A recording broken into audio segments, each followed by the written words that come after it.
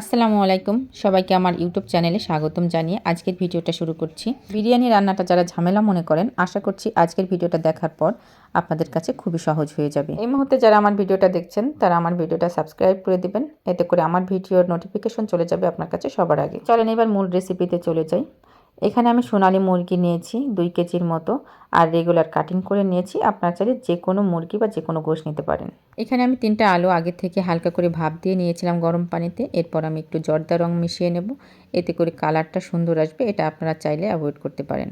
আর আজকের বিরিয়ানিটা আমি একই পাতিলে রান্না করে দেখাবো, এতে করে পাতিল চেঞ্জ করার কোনো ঝামেলা থাকবে না। আমি একটা প্যানে পরিমাণ মতো তেল দিয়েছি, সাদা তেল, আর এর মধ্যে পেঁয়াজ কুচি দিয়ে আমি পেঁয়াজটাকে ব্রেস্তা করে নেব। তবে খেয়াল রাখতে হবে এটার জন্য বেশি কড়া না হয়ে যায়। এইবার আমি আলুটাকেও ভেজে নেব,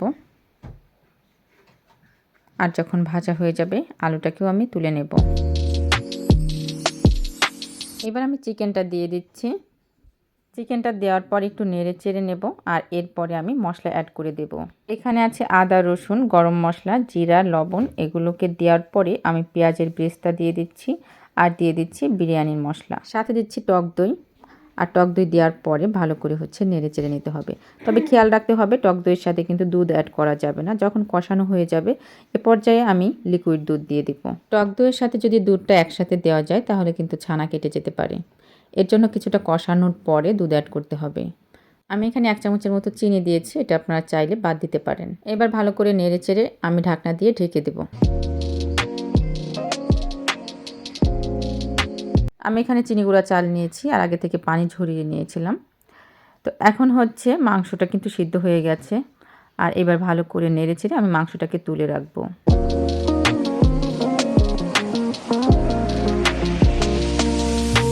চিকেনটা তোলা হয়ে গিয়েছে, এবার আমি চাল দিয়ে দেব। চালটা যখন কষানো হয়ে যাবে বা ভুনা হয়ে যাবে, এখানে আমি গরম পানি অ্যাড করে দেব। আমি কিন্তু পানিটা মেপে দেই নাই, তো আপনারা চাইলে মেপে দিতে পারেন। আর পানি মাপার পরিমাণটা হবে 1 গ্লাস চাউল হলে 2 গ্লাস পানি। এইভাবে করে পানির পরিমাপটা ঠিক রাখতে হবে। এবার আমি ঢেকে দেব, আর ঢাকনাটা তুলে এবার আমি তুলে রাখা চিকেনটা দিয়ে ভালো করে নেড়ে চেড়ে দেব। আর এই পর্যায়ে জালটা একদম কমিয়ে দিতে হবে, বেশি আঁচ দিলে কিন্তু বিরিয়ানিটা পুড়ে যাবে নিচে দিয়ে। তো এইভাবে করে হালকা আঁচে আমি ঢেকে রেখেছিলাম। তো এইভাবে করেই রান্নাটা করে নিতে হবে, একদম হালকা আঁচে রেখে দিতে হবে। আর যখন চালটা ফুটে আসবে তখন আমি আলুগুলো দিয়ে দিব, আর সাথে দিয়ে দিব কাঁচামরিচ, আর ব্রেস্তাটাও দিয়ে দিব। তো এ পর্যায়ে আপনারা চাইলে আলু বোখারাও অ্যাড করতে পারেন বা ঘি অ্যাড করতে পারেন। তো এবার দেখেন বিরিয়ানিটা কিন্তু অনেকটাই হয়ে আসছে।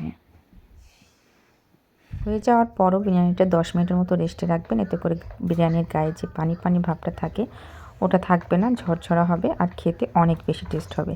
আজকে বিদায় নিচ্ছি। আসসালামু আলাইকুম।